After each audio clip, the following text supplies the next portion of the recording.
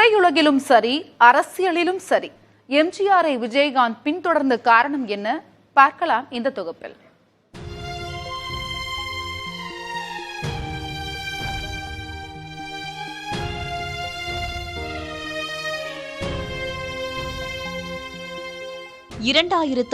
ஆண்டு தேமுதிகவை மதுரையில் தொடங்கிய போது கூட்டம் நடைபெறும் இடத்திற்கு விஜயகாந்த் சென்றது எம்ஜிஆர் பயன்படுத்திய பிரச்சார வாகனத்தில்தான்.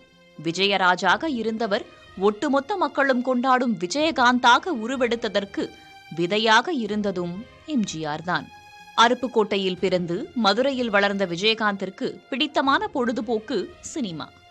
தனது நண்பர்களுடன் சேர்ந்து நாள்தோறும் எம்ஜிஆர் படங்களை பார்க்கும் வழக்கத்தை கொண்டிருந்த விஜயகாந்துக்கு சென்னைக்கு சென்று சினிமாவில் சாதிக்க வேண்டும் என்ற ஆசையே அவரை பார்த்துதான் உருவாகியுள்ளது. மதுரை மாவட்ட எம்ஜிஆர் மன்றத்தில் உறுப்பினராக இருந்த விஜயகாந்த் கடினமான உழைப்பினாலும் திறமையினாலும் முன்னேறி திரையுலகில் புரட்சி கலைஞராக உயர்ந்தவர். ஆரம்ப காலத்தில் பட வாய்ப்பிற்காக சென்ற அவர் எம்ஜிஆர் பட வசனங்களை பேசியே தனது திறமைகளை வெளிக்காட்டியிருக்கிறார். தான் நடிக்கும் திரைப்படங்களில் தன்னை எம்ஜிஆர் ரசிகனாகவே காட்டிக்கொள்ள ஆசைப்பட்டார் இந்த கருப்பு எம்ஜிஆர். எம்ஜிஆர் நடித்த மதுரை வீரன் திரைப்படத்தின் தலைப்பு மிகவும் பிடித்து போனதால் அதே பாணியில் மதுரை சூரன் படத்தில் நடித்தார் விஜயகாந்த். மெட்ராஸ் வாதியார் என்ற படத்தில் எம்ஜிஆர் படம் போட்ட பனியன் அணிந்து விஜயகாந்த் நடித்திருப்பார். கட்சி கூட்டத்திலும் சரி, ரசிகராகவும் சரி, எம்ஜிஆரை தூரத்திலிருந்து ரசித்த விஜயகாந்த் அவரை நடிகர் ராஜேஷின் இல்ல திருமண விழாவின் போது சந்தித்தார்.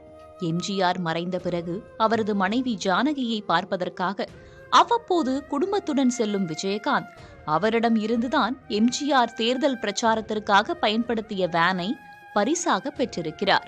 எம்ஜிஆரை போலவே சினிமாவில் ரிஸ்க் எடுத்தவர். எம்ஜிஆரை பின்தொடர்ந்து தன்னை நாடி வந்தவர்களின் பசியாற்றியவர். எம்ஜிஆரை போலவே பலருக்கும் உதவியவர்.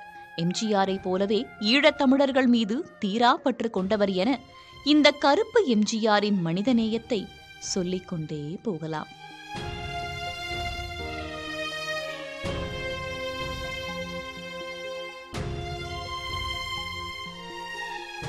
தனது வாத்தியார் எம்ஜிஆரை அனைத்து வழிகளிலும் பின்தொடர்ந்த விஜயகாந்த் இப்போது அவர் மறைந்த டிசம்பர் மாதத்திலேயே மண்ணுலகை விட்டு மறைந்திருக்கிறார்.